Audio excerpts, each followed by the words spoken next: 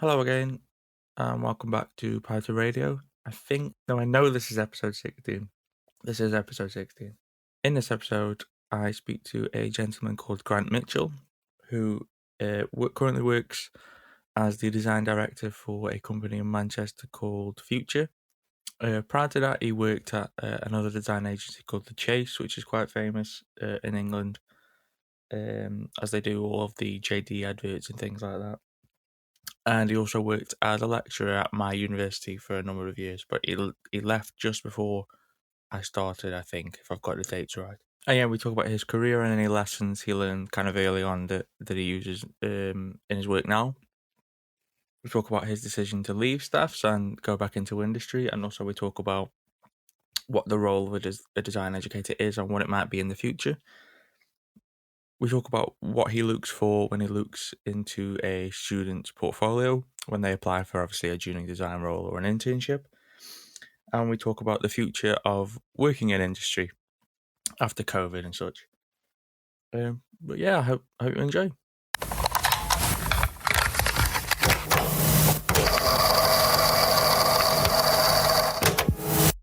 I always start these the same. So for the people listening at home that don't necessarily know yourself, could you give them a bit of a brief rundown of who you are and what you do? Hi Ryan, I'm Grant Mitchell, not from EastEnders. That's an old joke that maybe younger ones might not get. And I'm creative director of Future, and we are a brand design, digital emotion agency based in Stockport, and we've also got an office in Warrington. So that's me.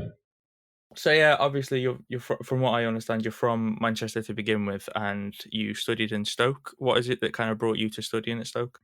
Yeah, I mean, it's quite a while ago that I studied in Stoke, but I did what did I do? An HND course. I don't think I still do HND courses, but and then I did a foundation course, an HND course. Then I did a 2-year sort of top-up degree at Staffordshire. So I looked at a couple of universities, and anyway, got into Staffordshire, and it was fantastic. It was 2 of the best years of my life. I absolutely loved it. And it was good because I've never lived away from home at that point. And it was only 45 minutes down the road on the train sort of thing. So it wasn't a massive move for me, but it was really great. We had some, a lot of my mates from uni are still some of the best mates that I've got, to this day. And it was a really good course. Jim Williams, who's obviously very well at Staffordshire, who's still teaching there, was one of my tutors. I'm lucky enough to call Jim a friend as well now. So and we've kept in touch. And there was another tutor called Bryn Jones, I should say. And Bryn and Jim were a bit of a double act, and they both worked at a company called The Chase, which was where I got my first sort of job at. And it was. I really liked the whole living down in Stoke. It was great university. Great kind of campus. Just a really enjoyable time. Yeah, I had a whale of a time. Great nights out, some good clubs and stuff like that. So it was just fun. I think they've all probably shut down by now. They all just the area. Absolutely, the ones we went to, probably definitely. Yeah. Jumping back a bit, and I didn't mention this in the email. I think I forgot to put it in. But has art and design been something that you've always been interested in from a young age, then, or is it something that you got into sort of later on? Yeah, I mean, it's the only art and design's kind of the only thing I'm half decent at, to be honest with you. I'm rubbish at everything else. I'm not very practical. I'm not good with DIY. I'm terrible at DIY. I'm rubbish at maths. I'm useless at most things, to be honest with you. But as a kid, I just loved drawing, and I was always drawing. And I kind of took that into, when I was at school and secondary school in particular. I was really into art. I really loved it. And when I was at secondary school, I went to school in a place called Hale Barnes in sort of Cheshire way. And it was quite a good school, all boys Catholic school, so it's quite strict, very strict in fact. But my art teacher, a guy called Dave Hancock, was just, everyone's got one of those teachers that they really kind of buzz off and stuff. So Mr. Hancock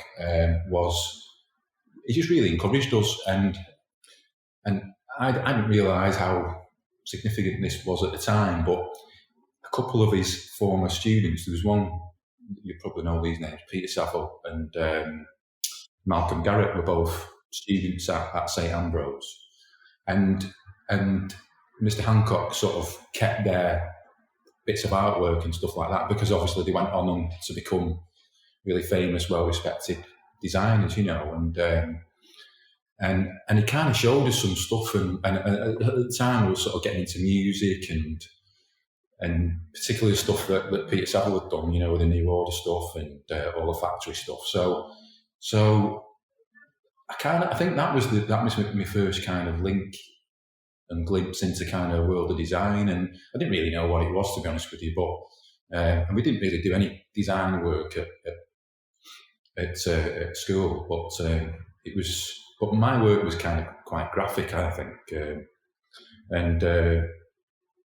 so that's kind of where I can't draw for softies now. I'm rubbish at drawing. I'm just about do a stickman sort of thing, but which is a shame, really, and it's something that I'd like to get back into, because when I went to foundation course, I found that really useful, because coming from a very strict all boys Catholic school into I went to South Trafford College in Manchester, and that really opened my eyes. At first I hated it, because it was like very free and very kind of, do what you want, chuck a load of paint around, and doing sort of all kinds of stuff, really, all experimenting with different materials, doing live drawing, all that. And for the first 3 months, it just freaked me out a bit, to be honest with you. I was like, oh no, this is weird, this. And then after the Christmas, you kind of picked a kind of route, when I chose graphics, and again, all my mates who I kind of got to know there, I just really, really enjoyed that time, and and it was really good for me, because coming from a very strict sort of background, it kind of loosened me up a little bit, which I desperately, I think, needed, to be honest with you. That's education kind of does that to you, doesn't it? So I think coming to college can be quite a liberating thing, really. So yeah, as you touched on, you graduated from Staffs and you joined the Chase. Could you touch on your time working there a little bit? And are there any lessons that you learned sort of early on in your career which has gone on to shape what you do now? Yeah, absolutely. I mean, when I was at uni, I think it was around about in the final year, probably, I don't know, maybe in about February time, Jim Ambrin came up to me and said, we've got not only to me, but one of my mates and a few of the other people within the course, and said, look, Jim and Bryn were pretty much in the founding team of the Chase, which was a long time ago, and they still obviously had good connections there. So they said, oh, they're looking for a junior designer. Would you be interested in sort of getting your portfolio together? And I said, well, of course, yeah. Based in Manchester, this sounds ideal for me, this. And again, not really knowing a great deal about the Chase or anything like that. But yeah, and then there was probably about maybe 4 or 5 of us maybe who they invited, and then I kind of got shortlisted along with a couple of them. And I kind of messed about a bit, to be honest with you, because I was having a really good time and just mucking around with my mates, and I kind of, just kept my head above water, which most students kind of, you're probably familiar with that tale, but well, you probably work a lot harder than I did, but But as soon as I got that opportunity, I worked like an absolute idiot. I just really, really knuckled down. And I think I wasn't any better than anyone else. It was just, I think I wanted it more, to be honest with you. I just really, really, stayed up all night, really put my portfolio together. So doing that in about the sort of February time really put me quite ahead of maybe a lot of people on the course, I think. Just because you had to get your stuff ready a bit earlier than most people. So I went for a first interview, and I got on really well with a guy called Mark Ross.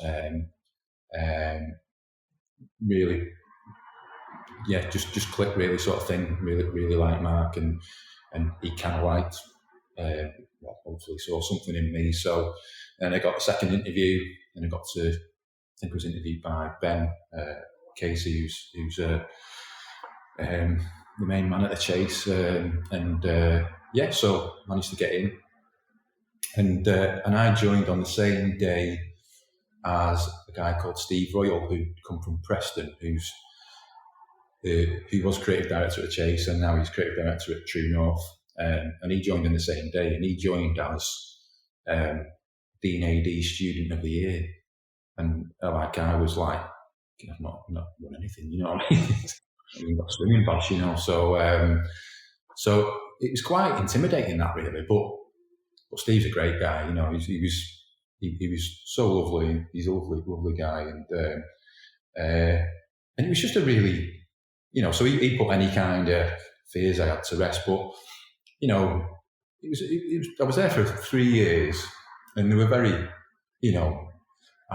I learned a lot in that time. The principles that you learn from Staffordshire, and particularly with Jim and Bryn, it was all about ideas, because they'd come from that sort of Chase kind of background as well, and the Chase was all about ideas.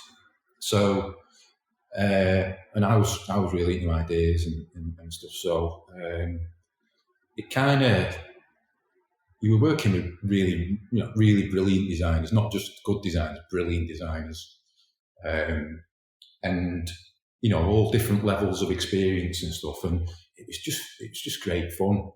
Again, it was just going out, going mad, going out after work, getting in at stupid o'clock in the morning. Probably shouldn't tell this, but and then getting to work slightly hungover.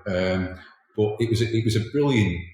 There's some great people there, really funny people as well, but really talented people. And I think that first year kind of was a real step up. I think it was kind of quite a leap from design education to industry. And it really, I kind of struggled a bit, I think. And you're up against other people who were sort of similar, sort of, out of uni or not long out of uni, and you seem to be flying, and it's like, oh my God, So, but it just takes you, some people can't do it straight away and like a duck to water, and it just took me a bit of time, I think, to get my confidence up, really. But Mark was very helpful, incredibly helpful. He was the, I think, senior designer or team leader at that point, and he invested a lot of time in me, and then working with other people like Alan Heron and James Graham, all people who've kind of, again, really had their own agencies since, and done their own thing, and just really talented people, and nice people as well, so they really were very supportive. And I think the thing that kind of, I did a business card for my dad, who's a barber, ironically enough, because I'm bald as a coot. So, but he just said, "Oh, can you do as a business card?" And so I come up with this idea, and then Alan helped work out the mechanics of it, and it went on to kind of win.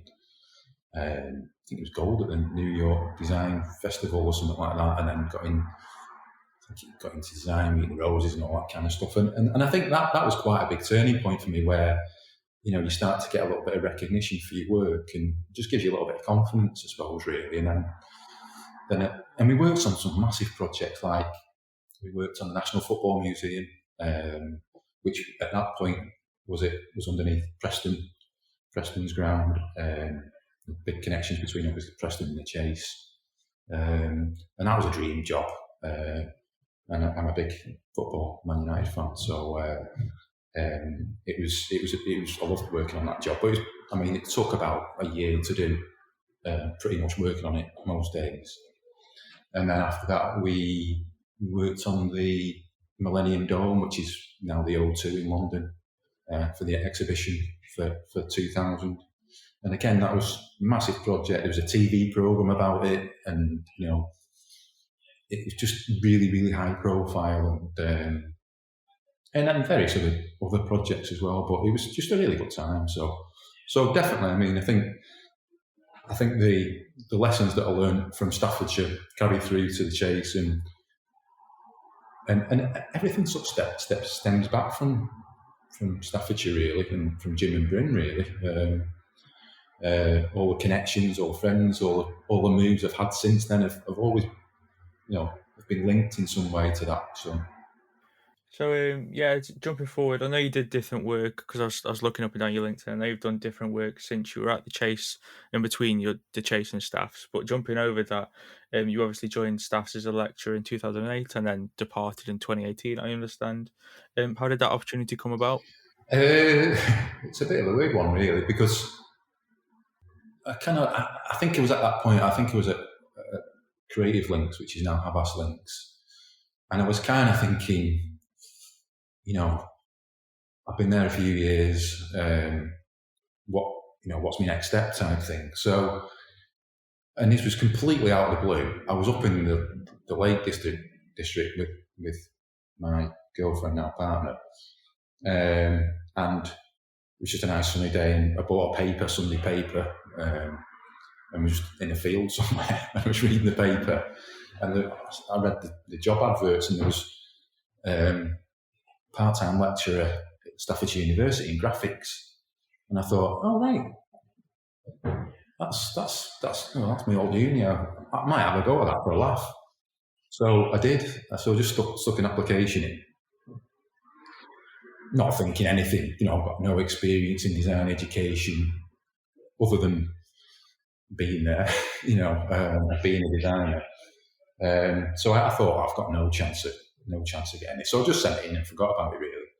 Anyway, I got invited to interview, and then I got down to the last two, and the other person was Jim, because how appointments sometimes work, you've got to apply for your own job in some way. So it got down to myself and Jim, and obviously I was never ever going to win it against the master level. So and even if by some quirk of fate I had done, I'd have refused it anyway, out of respect to Jim, really. So, but anyway, Jim got the job, obviously. But they must have saw something in me, and we had to do a sort of presentation and stuff like that. So I just got invited back, and just sort of did ad hoc kind of things at first. And Stuart, who's the owner of Creative Links, he was an ex-Staffordshire as well, so he was really helpful and supportive. So he let me kind of go down to Staffordshire every now and again and sort of do the odd talk and stuff like that. And then I just sort of got into it, and then it come to a point where I'd left Creative Links, and I started doing sort of 1 day a week, I think it was, or I meant might even half the day a week, when I was starting off my own sort of little venture called Transmission.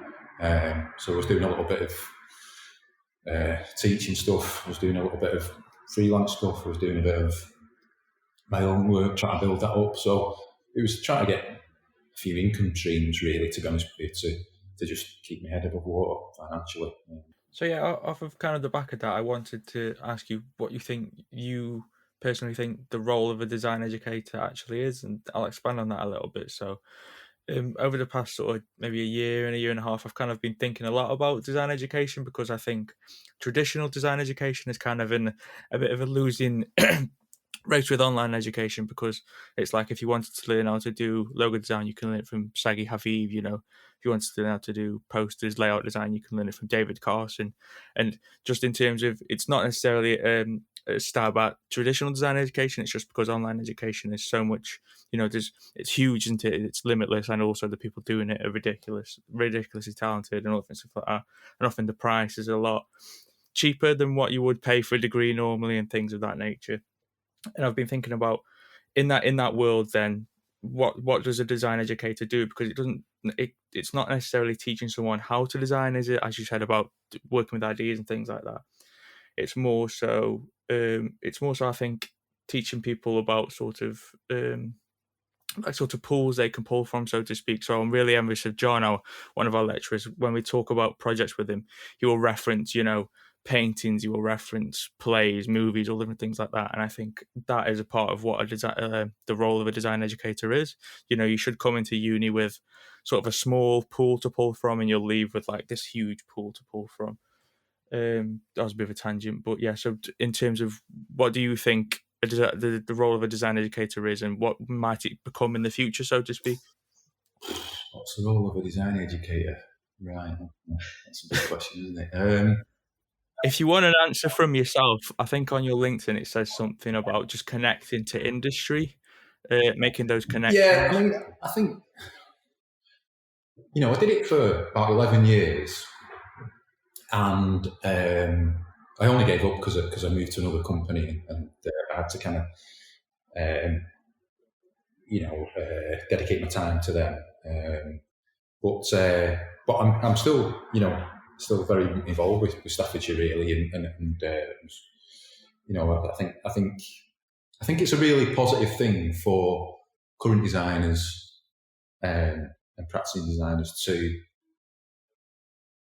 reinvest back into, whether it's their own old college or uni or whatever it is, because I think most people try and do that as well. So I think it's really important that you pass down some of your experiences and your knowledge to the younger generations that are coming up. But I do myself, John, Jim, we've had many conversations about design education and the role of it, and I can see it from an industry kind of perspective, but I can see it from a student perspective, and I can hopefully see it from a lecturer's perspective as well. So I've kind of got different ways of looking at the same problem in some ways, where I think obviously technology has changed the face of education so much, exacerbated and accelerated by COVID, because I know you're all obviously online learning and stuff like that. And, we as a company, obviously, like every other company, have had to go to kind of, working remotely. And there are many benefits to that. There's undoubtedly there are lots of benefits to that. But I do think that design's it's a funny thing. You can kind of teach it, but you can't kind of teach it. A lot of it's just really experience and instinct. And like you say, kind of exposing and introducing students to different things, different typefaces, different photographers, different illustrators, architects, anything really, it's kind of broadening the horizons really. And I think that's maybe what, again, living away from home, it's the experience more than anything that I think is still invaluable. Learning to stand on your own 2 feet maybe for the first time, learning to manage your time, learning to communicate, your ideas in sort of group crits and stuff like that. Learning to take feedback, learning to use a typeface for the first time. You're going through so many firsts. And to be honest with you, that never stops. That I still do it now, and you kind of just. I always describe it as a very cumulative kind of process, whereby you start with, your palette is very, very limited in terms of what you can fall back on in some things, and over time you kind of get to know certain things in terms of certain typefaces work and certain ones don't. Certain colour combinations work. You just absorb more stuff, really. And if you absorb more stuff and you're interested and you're curious about things, then hopefully it sort of goes in your head, and you can kind of squeeze it out and kind of, when you need to, and ultimately it's all about decision, trying to make better decisions wherever you possibly can, and all that kind of experience kind of that you gain over the years, it kind of does help you hopefully to make some slightly better decisions, So yeah, I mean, I think in terms of the future for design education, it's just got so many challenges. One of the main challenges that we found was courses like Shillington, where they're very appealing and they do a fantastic job, in what is it, 3, 6, 9 month blocks, I think, is it? You can get a portfolio together, and that was something that I think we were very aware of, that the nature of it was changing. Obviously, student loans, there's no whole sort of socio-economic kind of thing around it in terms of it becoming harder for students to have the student experience, and money, living away from home, it costs money, it costs parents money, and it's challenging really on a lot of fronts, because you have to be able to live. A lot of students when I was there, they had other jobs and stuff like that, and they sometimes work in bars till like 2, 3 in the morning, and being lectures for 9 the next morning, sort of thing. So it's tough. It's tough. So I think the financial side has come into changing the face of education, and not in a particularly good way, to be honest with you, because I just think it's harder for students now to focus. I think the technology side has changed things, but what hasn't changed really is I don't think there's anything better than sitting around the table and looking, people in the whites of their eyes type thing. Yeah, just getting around the table with lecturers, with students, and just chatting, really. That's kind of what we do at work, on a day-to-day basis. We just talk about stuff, really. Whether that's talking with the client or whether it's talking with the team. And I think you do lose that. And I think design education, and probably all of kind of higher education like that, has got its challenges. But I think, particularly for design, I think it's very much a kind of shared experience, really. And I think when you're doing it remotely, I just don't think you get the real benefit of talking to people and opposing views, and listening to your tutor and disagreeing with them, and going against them a lot. That's good. It's going to be interesting, I think, how the role of universities and colleges in the future, given there's been such a seismic kind of shift, really. But I do think design, I think it's some amazing facilities at Staffordshire. So doing letterpress and making stuff out of metal and glass and all that kind of stuff, and getting messy and mucking about. I kept telling the students, you've got an amazing resource on your doorstep, use it. Just muck about, because it's when you start to get into working years and years like I've done, you don't have time to muck about. You're under pressure, you're under deadlines. There's cost implications.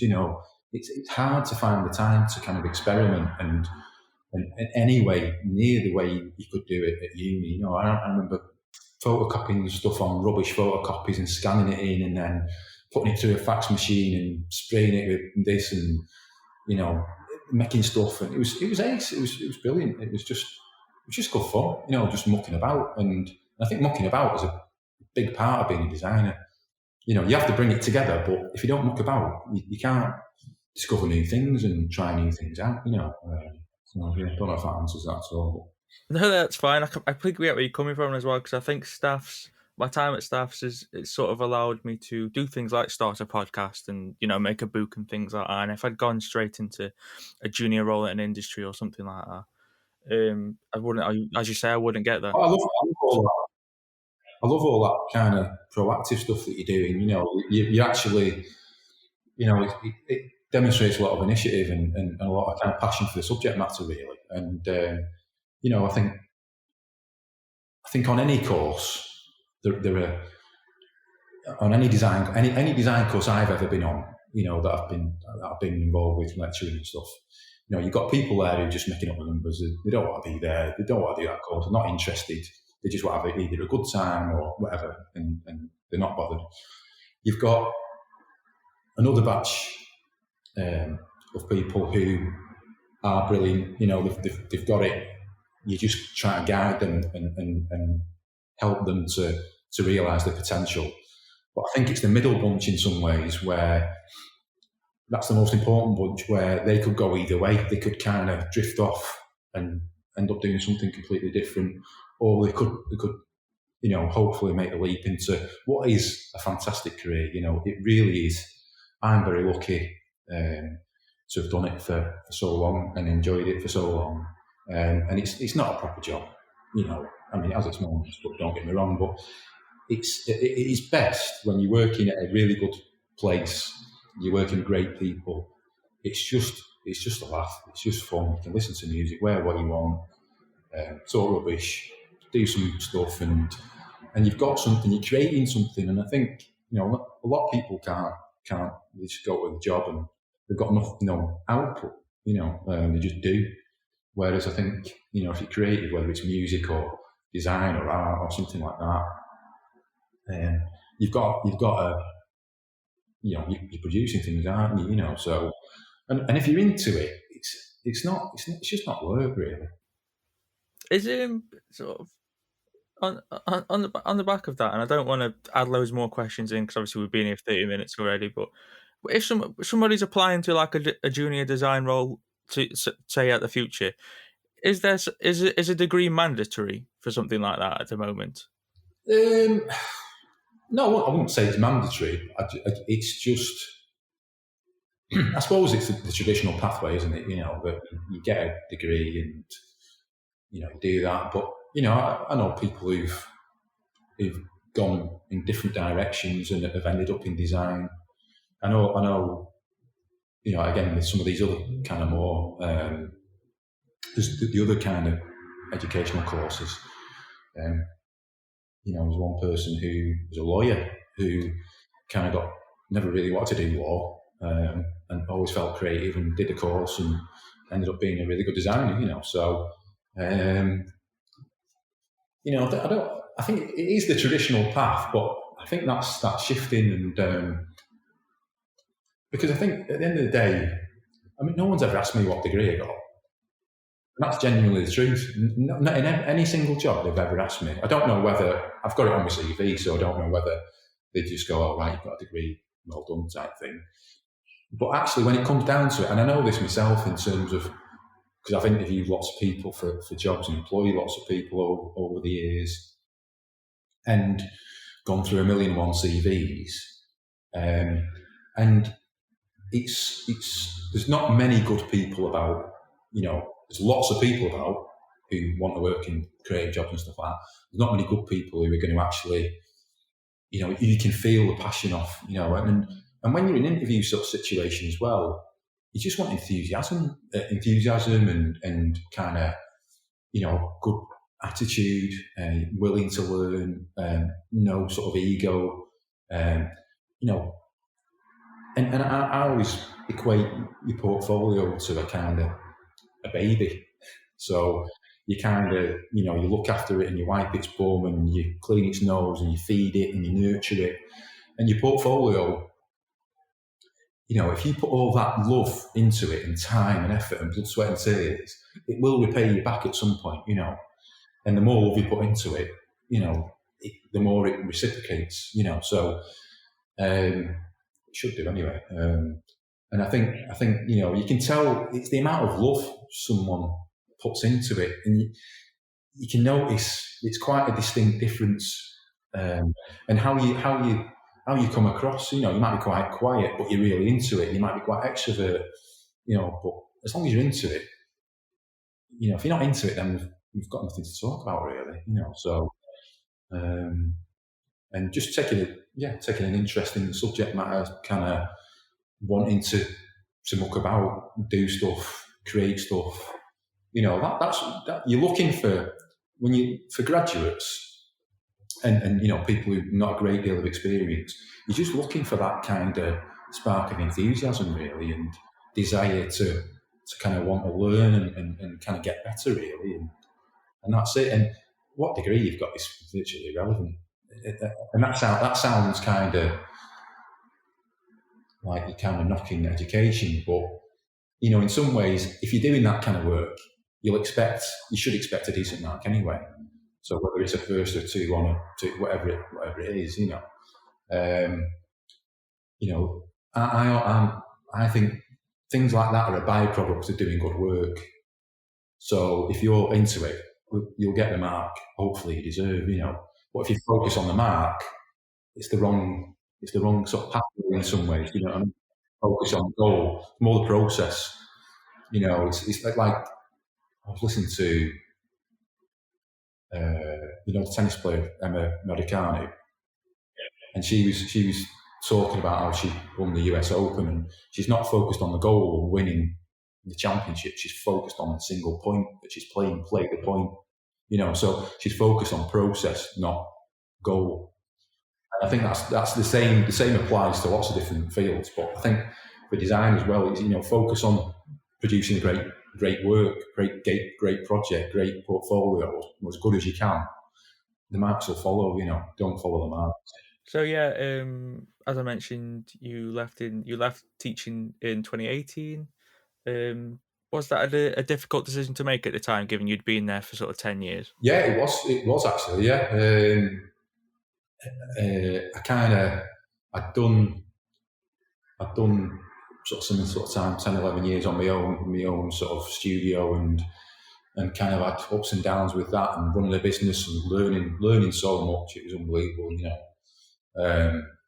being skint, but at the same time bringing up a family as well. So I've got 2 kids. So I learned so much with that. I learned the freelance thing was really valuable, because you learn how different studios, they're all fairly similar, but it really does, they're different in so much that how they run in terms of, the people who are running, the owners, that's the main difference I find. Just the way that they go about the business and run it, and the culture and so on and so forth. So, and that was really interesting. I'm fascinated, I'm really fascinated at how, in knowing different agencies, and through Staffordshire, we set up some visits, because I knew kind of people in Manchester. So we set up visits for students to come up to Manchester and visit a number of agencies. And it was just always really fascinating to see how other people kind of go about their business. It was fascinating as much, it's fascinating as much for me as it was hopefully for the students. So, and again, going back to your point about building connections, that my role at Staffordshire, I felt, was as a practicing designer, and not being a formal educator. I've never been trained formally in how to teach design, because I wouldn't know how to anyway. But I thought I saw a big part of my role was trying to bridge that gap that I'd kind of faced in terms of leaving design education, going into employment, and try and bridge that gap, so that the chasm is a little bit smaller. So I'm trying to connect people, and it's about knowing people. There's this, particularly, it's the same in London, it's the same in most big cities that have got a design community. There's a kind of design community there. It's like a bit like a donut, and you've got to try and sort of get into it, and once you're in it, it's fine. It's you get to know people, and you move about, and your mates working there, or you've heard that there's a job going there. It's easier to kind of move about once you're in it, but it can be quite hard to get in. So, but I think it's quite a supportive industry as well, So, and things like LinkedIn and doing the stuff that you're doing here, it's proactive stuff and just asking people. You don't ask, you don't get, do you? So, chuck out an email, and I really admire, getting in touch with people like Ben Kelly and Pete Sowell and Malcolm Garrett and all those kind of guys, who are like gurus, aren't they, really? So it takes a lot of confidence to do that, I think, and what's the worst they can say? No, so what? So, yeah. So yeah, this is a new thing that I'm trying to do called the Hall of Fame. Essentially, I want each guest to bring something along that they think has been sort of pivotal to their own career in some way. I know you're a music fan, but yeah, it can be essentially anything something that's been sort of pivotal to yourself in shaping what you do. But it can be kind of, a painting, a book, a song, a movie, anything really, a person. You can't use Type Matters though, because that's too obvious. Jim's told me to say that, so he's paid you off. Yeah, he's brought me off. So something pivotal. I think there's probably a few things. It's probably not one thing, but not one thing more than any other, really. But I think the pivotal things are people like Jim. To be honest with you, Jim and Bryn, they were very pivotal. All the people I've kind of worked with over the years have been incredibly pivotal in shaping your career and hopefully improving you as a practitioner of design. My art teacher was incredibly pivotal, because if you don't have, again, it's sort of working backwards from the start. If you don't have the art teacher, then you don't have, the desire to go to college. You don't have the desire to go to college. You don't then go. It's like a sort of knock-on effect in some ways. Where,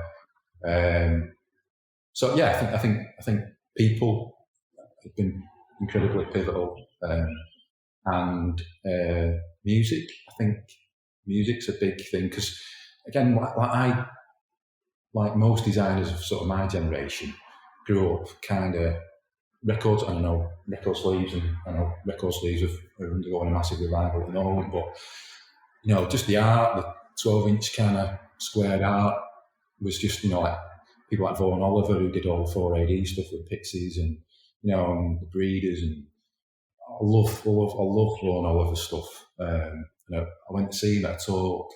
He had about 300 slides or something, and it was just amazing. It was just a genius, really. I love Vaughan Oliver stuff. Love Peter Saville stuff. Yeah, and like I got to know Trevor Johnson, he was one of the designers at Factory, and he's now a director, very experienced, brilliant designer, and dead nice bloke as well, at Havax Links. So I've been lucky enough to kind of get to know him a little bit, and have a chat with him, mainly about Man United and stuff. But people like that have been really inspirational. I remember Trevor did a T-shirt for a band I really liked. It was like a blue T-shirt, a band called Electronic, who were a spin-off of New Order and the Smiths. And it had an orange kind of Helvetica kind of two bright luminous orange, and I absolutely loved that T-shirt as a kid.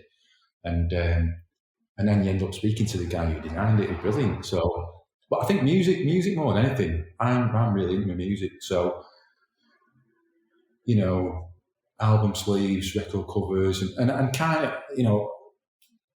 I think there's a lot of big correlation between music and design because a lot of things I talk about are kind of volume and tone and pace and stuff like that. And I see sort of design in terms of music. I'm not a musician. I can't play anything. I'm rubbish at guitar, and like most things, rubbish at most things. But I think that my love of music and my love of design, because you always got music on when you're designing. They just go hand in hand, really. I don't know whether that's still the case or not. Sort of. That guy, Virgil Abloh, who's recently passed away, did a lot of work for Kanye West and I think that's really pivotal. And he did a load of stuff for like Nike and all different stuff. Yeah. I mean, I think it was just they just went so hand in hand, really, music and design. And in some ways, if that kind of has been lost, then it's a bit of a shame, really. But I don't think it's as big as it was with as you mentioned, all the stuff with Peter Saville, but it is still there. I think it's moved into like fashion, and fashion is like Peter Saville talks about the zeitgeist a lot when you listen to his interviews, and he talks about fashion as kind of the zeitgeist, and I think it still is that is still the case. Fashion is kind of, because I think there's different subsets of design. There's kind of commercial design that you work in where you're doing it for someone else, but then there's sort of fashion and like when Peter Saville did all the stuff, like the record covers, a lot of the time he was just doing it for himself more than anything, wasn't he? And there's that thing, and I think those are the two kind of things. And I think that at the moment is fashion. It's definitely fashion with like street brands like Supreme, all different stuff like that, the newer stuff like Off-White, and there's a brand called the Cold Wall which is doing a lot of cool stuff. But yeah. Yeah, I mean, I'm just seeing on your bookshelf behind you got Raygun there, and all David Carson stuff. That was exactly when we was at college when that was all kind of hitting, and it was just, I thought it was brilliant. It was just really experimental, really pushing typography, legibility, and there was a lot of stuff, in the UK design agency called Substance. What's his name now? Following him on Instagram, he's brilliant. Chris. What's his name? I can't remember now. Chris Ashworth. Yeah, I think it's Chris Ashworth. And all of that. There was a magazine that came out called Blah Blah Blah, which was just the works of art. They're amazing. I've still got a few copies like at home, and they're just amazing pieces of design. And just when design was really it was a really experimental sort of time for design. You got your 8VO poster on there. They were doing some amazing things. Honestly, all that stuff. And in some ways, that period was really experimental. And then, at the moment, I don't know, it just seems to be I think social media is killing design. It's kind of, everyone's the same. It's such a, I don't know, it's the worst thing you can look at, social media, if you want to be inspired. I think it's just, don't get me wrong, it's useful. It is useful, and of course everyone looks at it, but it just, everyone seems to be going down the same pathway, and I don't know, that's my take on it. But you take it back to that sort of time, and then it was just so experimental.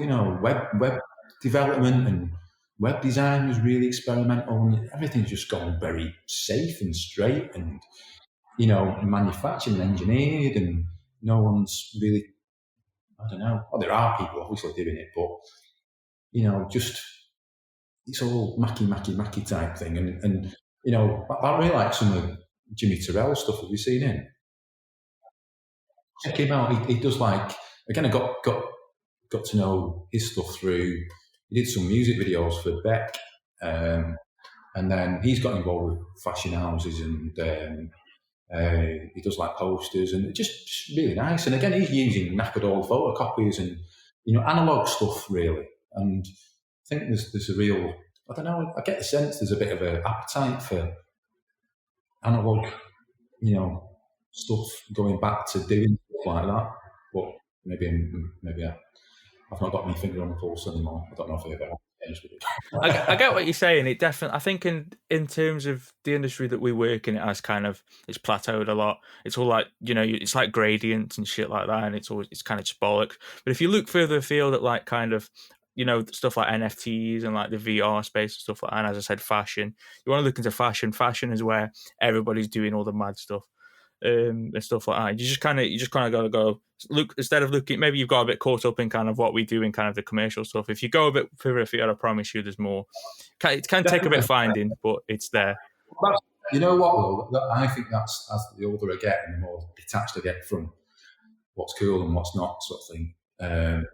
That's where I think the role of kind of graduates and young designers is really important, because they can tell me what's good, and what they like, and both, I'm always interested in what music they listen to, what they're looking at, what design stuff, and hopefully, and I think, getting young people in agencies, and it's really good. It's really good for both parties, because what they're lacking is a bit of experience. What hopefully you can give them is that little bit of experience and guidance, and what they can do is give you that injection of youth and energy and sort of naivety in some ways. And it's really nice. That I think it's great working with kind of, that's why I like working at Staffordshire, working sort of young designers and who are really into it. It's kind of, it's just really good. I do miss it, I've got to say. Going back to your original question a while ago, it's really at its best. There's nothing better in some ways than kind of trying to sort of help someone, guide someone to produce something really good, and then learn from that and get confident from that. It's one of the best parts of being a lecturer, is where you can play like a minute role in someone. Like, we've had loads of students who've gone on and done amazing things, and working at amazing agencies and doing great work, and just playing one tiny little percent in some of their development is really satisfying. And it's really nice when students kind of keep in touch, and I think they acknowledge that in the same way that I do with Jim and Bryn. I think it's really nice that they come back and do talks, and it can be incredibly frustrating as well, when people aren't interested, or they're lazy, or they're just not putting it in, or it can be incredibly frustrating, I've got to say. And yeah, very frustrating. but for all those points of frustration, there's always sort of some wins, which keep you going. It's a bit like golf. If you're a poor golfer like I am, you can hit 99 shocking shots, but you hit one shot and it's kind of, it keeps coming back. The next one was about student portfolios, but I think you did answer that, to be fair. So yeah, there's a lot of, as you touched on, over the past couple of years, a lot of stuff's kind of gone more remote in a sense. People can often, if I wanted to work with someone in Asia now, it's a time difference things more than anything else, I think, at this point. In your own work, is that more something that you're getting more into going forward with the future, or is that something that you, as you mentioned on, you can't really get that kind of that personal connection you can get, but at the same time, kind of doing stuff remotely, it kind of opens the doors a bit more, so it's kind of a balancing act, I guess, in a sense. Is that the case? Yeah.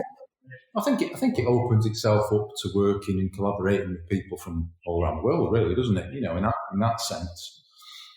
I think as we speak today, this is the first day where our staff can come back to the office post restrictions being lifted and stuff like that. And on the day that the government sort of told us to pack up, we were quite lucky, really, because we were already kind of agile, and we've got laptops, and we're all cloud-based. So for us, it was, one day we finish in the office, get told to work from home in whenever it was, March 2020, wasn't it? And then next day we just picked up and just carried on as we were, sort of thing. Obviously, we had to adapt a little bit because it's all online. But and then, I think there was some good things came out of that. But it's quite draining, I find, when you do it for quite a long time. You're on Zoom calls, client calls, meetings, all that kind of stuff. You've got brief online, everything's like, and it becomes quite tiring and quite exhausting, to be honest with you, mentally exhausting. And it takes longer to explain stuff, and if things aren't quite happening, and I think moving forward, flexibility is, there's been a seismic shift, hasn't there? And quite rightly as well. I think there was too much of an emphasis on design's probably the worst industry of, a badge of honour. Like I've worked there, been there and done that, and you've got the T-shirt where you work till 2:00 in the morning or whatever, or on a regular basis. So I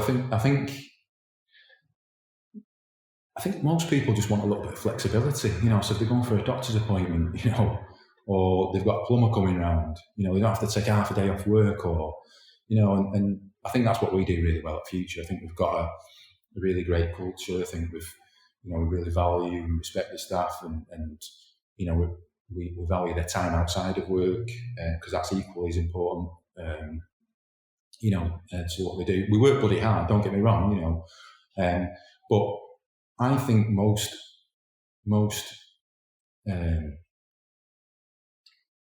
people are just looking for a bit of flexibility, and so we offer, and we did before, work from home and flexible hours and stuff like that, and we'll continue to do that, so, but having said that, there's nothing better than getting a load of people around the table, and scribbling stuff out and talking, and that is really hard to recreate online. It really is, because I don't know what it is that stops it from being quite as productive. And it's the fun as well. It's kind of just having a laugh, talking rubbish, with people. All the years I've worked at different agencies, it's just been about fun, really, and even when you are doing the late nights and you're working late, there's like a sort of siege mentality where you're all in a room type thing, and you'll get some pizzas in, and and I think when you're younger, it's fine, you can do that a bit more, but when you get a bit older, it becomes a bit harder because you've got more commitments and stuff, so, but I just think getting around the table and chatting, and it's just so essential, and I can't wait till we're really back up and running, and people are in, and we're doing those sort of meetings on a regular basis, really. So. And then, I asked the same question to everyone I've done it with thus far. If you could go back in time and give yourself a piece of advice when you first got started, knowing what you know now, what would that be, do you think? Give yourself a bit of advice. I've been up and down your Instagram this morning just trying to pull stuff out, and there was a Bruce Lee quote that I think you gave to some college students or something at some point. Oh yeah, I did a talk. Yeah, I love Bruce Lee. I've always loved Bruce Lee. Stuff like that, football, music, Bruce Lee. That's my territory, really. And he's got a quote which is be water, my friend, he says, and it's like, water can flow or it can crash, and you pour it in a cup, it becomes a cup. You pour it into this, it becomes that, or whatever. And it's basically about being flexible and agile and adaptable. And I think there's a lot of that's probably something I've kind of learned over time. Maybe if I'd known that a little bit before, because it's about communication, I suppose, really. And what we're doing is a communication industry. It's kind of, some designers have a style, and that's what they do, and you come to them for that style, and that's great, and they're brilliant at it and fantastic. But if in a commercial world, clients come to them and they'll get what they, their style type thing, Whereas I think, and I suppose this is how I've been taught, again, going back from Staffordshire, is that, every brief's different. Your kind of response needs to be different and tailored towards what is the brief in hand and the problem that you're trying to sort of solve, really. So kind of one size fits all kind of approach isn't really kind of, how I've been taught, I suppose, really. So that Bruce Lee quote about sort of, be water is just being that fluid and kind of thinking, what you do for one job and what you do for another job might be completely different, different styles, different ideas, but it's what's right for that particular, brief in some ways, So yeah, Bruce Lee's always got something to teach us, isn't he? So he's my spiritual guru. No, that's fine then. And then lastly, have you got anywhere that people can find yourself online? Not really. I've got a Squarespace site that I've been paying for about 2 years that I've never done anything with. So that's one of my things, is to actually get me work up online. So I've not got a website for that. I'm not really interested in putting stuff on social media. I couldn't even tell you what. I think it's Grant at Future for my Instagram, but I don't really put much on there. LinkedIn, I suppose, I keep up to date a little bit more. But yeah, it's both designedbyfuture.co.uk is where our company work is. So check that out. Hello. I hope you enjoyed that. As ever, if you want to follow me online, I'm Pirated Material everywhere. But yeah, I think that's pretty much it. I shall see you next time.